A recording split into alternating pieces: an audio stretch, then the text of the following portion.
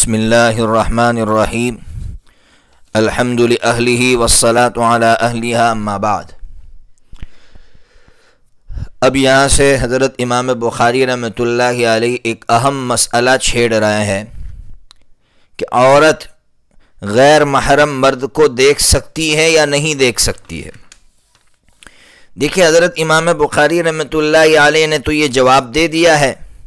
جو باب آ رہا ہے باب نمبر 114 کے اندر کہ اگر فتنے کا خوف نہ ہو تو عورت غیر محرم مرد کو دیکھ سکتی ہے۔ دیکھیے، اس سلسلے میں ایک اہم بات سنانا چاہتا ہوں جو بہت اہم ہے، اس کو یاد رکھیے گا۔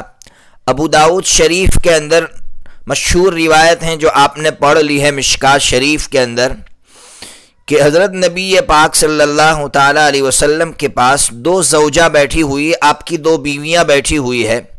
حضرت عبداللہ ابن ام مکتوم، جن کا دوسرا نام عمر ابن ام مکتوم ہے، وہ تشریف لا رہے ہیں تو میرے آقا نے ان دونوں بیویوں سے یہ کہا کہ تم حجاب میں چلی جاؤ، پردے میں چلی جاؤ۔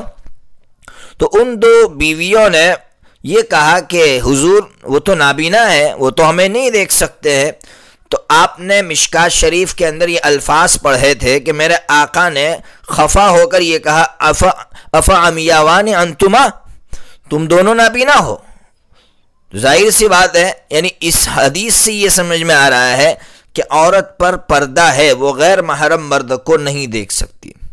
اور یہاں جو حدیث ابھی امام بخاری رحمۃ اللہ علیہ بیان کر رہے 5236 نمبر کی حدیث ہے، ماں عائشہ صدیقہ رضی اللہ تعالیٰ عنہ اپنا واقعہ بیان کر رہی ہے کہ میں نے چاہا کہ میں حبشیوں کا کھیل دیکھوں تو میرے آقا نے اپنے پیچھے مجھے کر دیا تھا، میں جو ہے حبشیوں کا کھیل دیکھ رہی تھی، میرے آقا نہیں اکتائے تھے، میں مسلسل دیکھتی رہی تھی۔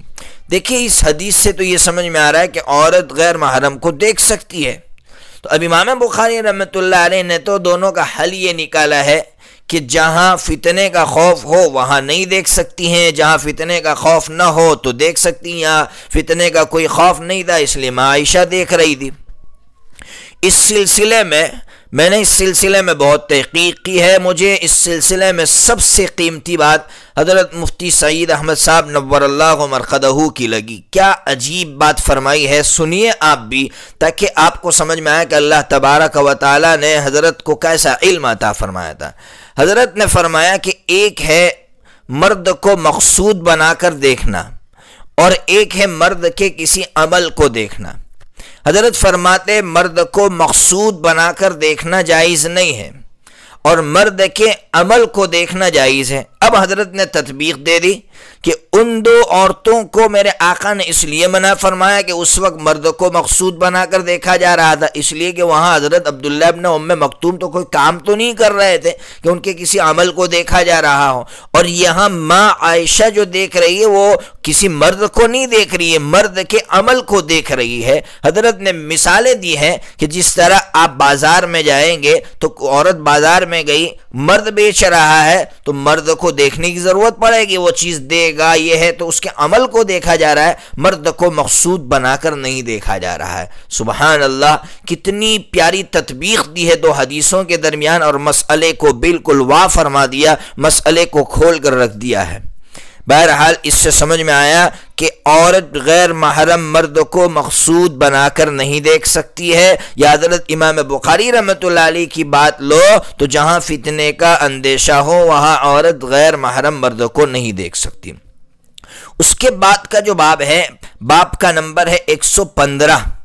اس میں مسئلہ یہ چھیڑ رہے ہیں کہ عورت قضائے حاجت کے لیے اپنی جو ضرورت ہے، پہلے زمانے میں عورتیں بھی اپنی ضرورت کو پورا کرنے کے لیے استنجا وغیرہ کے لیے، بڑا استنجا کرنے کے لیے بھی باہر جایا کرتی تھی، تو اس کے لیے یا پھر آج کے زمانے میں کوئی اور ضرورت ہے، بڑی ضرورت ہے، اس کے لیے عورت باہر نکلنا چاہے تو نکل سکتی ہے یا نہیں نکل سکتی ہے، تو اسلام نے اس کی اجازت دی ہے۔ عورت ضرورت کی وجہ سے اپنے گھر سے باہر نکل سکتی ہے۔ دیکھیں، یہاں بھی دوہرا دیتا ہوں، جلالین شریف میں بھی بتلایا تھا، دوسرے لوگوں کو بھی فائدہ ہو جائے۔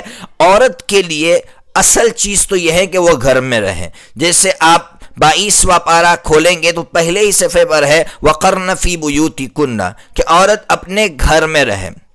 پھر آپ جو ہے اسی 22ویں پارے میں آگے جائیں گے تو آپ کو ایک بات ملے گی کہ قرآن یہ کہہ رہا ہے کہ اگر ضرورت کی وجہ سے آپ کو باہر نکلنا ہے تو قرآن کہہ رہا ہے یُدْنِينَ عَلَيْهِنَّ مِن جَلَابِیبِهِنَّ۔ دوسرا درجہ یہ ہے کہ پردہ ڈال کر نکلے، پوری چادر ڈال کر نکلے۔ اور پھر تیسرا درجہ آگے بتلایا جا رہا ہے کہ اگر ضرورت کی وجہ سے چہرہ کھولنے کی ضرورت پیش آئے تو چہرہ بھی کھول سکتی ہیں، ہتھیلی بھی کھول سکتی ہے۔ بہرحال اس حدیث کے اندر اس باب کے اندر یہ بتلایا جا رہا ہے کہ ضرورت کی وجہ سے عورت باہر نکل سکتی ہے۔ اسلام ایسا خشک مذہب نہیں ہے کہ عورت کو گھر میں بالکل بند کر کے رکھ دے۔ اس لیے 5237 نمبر کی جو حدیث ہے اس میں یہ ہے کہ حضرت سودا بنت زمعہ رضی اللہ تعالی عنہ قضاء حاجت کے لیے باہر نکلی، حضرت سیدنا عمر فاروق رضی اللہ عنہ کی نظر پڑی۔ اب سنیے اچھی طرح، حضرت سیدنا عمر فاروق رضی اللہ عنہ کی چاہت یہ تھی کہ عورتیں قضاء حاجت کے لیے بھی باہر نہ نکلے، عورتوں کے باب میں اس طرح کی کوئی آیت اترنی چاہیے۔ واپس آئی، میرے آقا سے یہ کہا کہ عمر نے ہم کو دیکھ لیا، اور عمر نے یہ جملہ کہا کہ سودا تو ہم پر چھپ سکتی نہیں ہے۔ تو ظاہر سی بات ہے میرے آقا صلی اللہ تعالی علیہ وسلم کو جب یہ بات سنائی، فرماتی حضرت سودا آقا میرے حجرے میں تھے، رات کا کھانا کھا رہے تھے، آپ کے ہاتھ میں ایک بوٹی تھی، ایک ہڈی تھی جس کو آپ نوچ رہے تھے، اسی حالت میں آپ پر جو ہے وحی اتری۔ پھر جب آپ پر سے وحی کی کیفیت ہٹی تو میرے آقا نے فرمایا نا اللہ تعالیٰ نے تمہیں اجازت دی ہے، تم اپنی ضرورت کے لیے باہر نکل سکتی ہو۔ اس لیے آگے ہم امام بخاری رحمۃ اللہ علیہ کا کمال دیکھیے، 116 نمبر کا باب ہے۔ امام بخاری رحمۃ اللہ علیہ اس باب کے اندر یہ کہنا چاہتے ہیں کہ ابھی کہاں عورت اپنی ضرورت کے لیے باہر نکل سکتی ہے، لیکن اس کے لیے شوہر کی اجازت ضروری ہے۔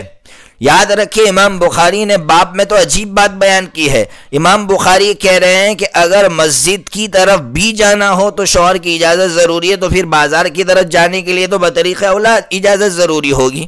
یاد رکھیے امام بخاری کا کمال دیکھیے، امام بخاری کہہ رہے ہیں کہ مسجد کی طرف جانے کے لیے میرے آقا نے فرمایا تھا کہ اجازت لے شوہر سے، تو پھر بازار کی طرف جانے کے لیے تو بطریقہ اولا اجازت لینی پڑے گی۔